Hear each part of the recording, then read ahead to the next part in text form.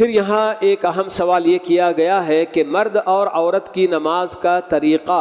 ایک ہے کیا؟ پیارے نبی صلی اللہ علیہ وسلم نے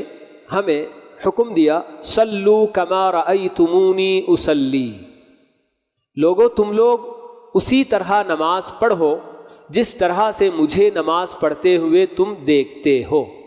اور یہ صرف مردوں کے لیے نہیں، مرد عورتیں سب اس کے اندر داخل ہیں۔ تو مردوں اور عورتوں کی نماز میں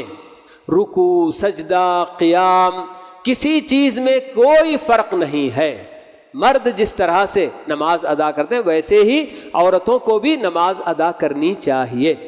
باقی جو بعض فقہا یہ جو باتیں بتاتے ہیں کہ عورت چونکہ اس کو جو نا کیا ہے زیادہ چھپا کر رکھنے کی بات بتائی گئی،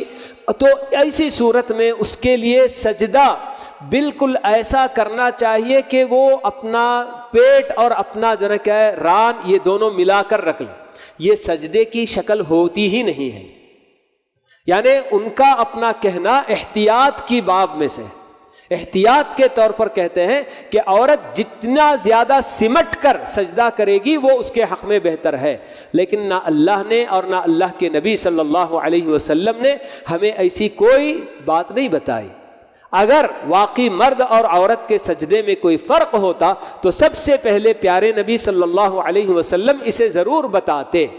تو جب آپ نے نہیں بتایا، آپ کے اپنے وقت میں کتنی عورتیں سب جنا نماز پڑھتی رہی ہیں، تو ایسی صورت میں چاہے کتنا بڑا عالم، کتنا بڑا امام فقیہ کیوں نہ ہو، اس کی بات کا کوئی اعتبار نہیں کیا جا سکتا، کیونکہ پیارے نبی صلی اللہ علیہ وسلم نے جب یہ بتا دیا کہ مجھے جس طرح سے نماز پڑھتے ہوئے دیکھتے ہو اسی طرح سے تم نماز پڑھو، اور یہ سب کے لیے مرد عورت سب کے لیے ایک حکم ہے عام۔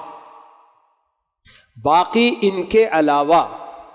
مرد بغیر ٹوپی کے نماز پڑھتا ہے تو اس کی نماز ہو جائے گی، مگر عورت کے لیے سر ڈھانک کر ہی نماز پڑھنا لازم ہے۔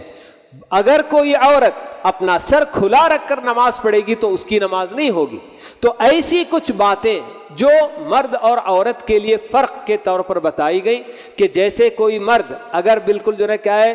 یعنی کہ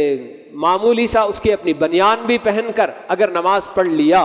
تو اس کی اپنی نماز ہو جائے گی، ہاف شرٹ پہن کر نماز پڑھے گا تو نماز ہوگی، کوئی حرج کی بات نہیں ہے۔ لیکن عورت جب تک اپنا پورا بدن ڈھانک کر نماز نہیں پڑھے گی اس کی نماز نہیں ہو سکتی ہے۔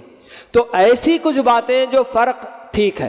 باقی نماز کی ہیئت میں، نماز کے ادائیگی کے طریقے میں مرد اور عورت کی نماز میں کسی طرح کا کوئی فرق نہیں پایا جاتا۔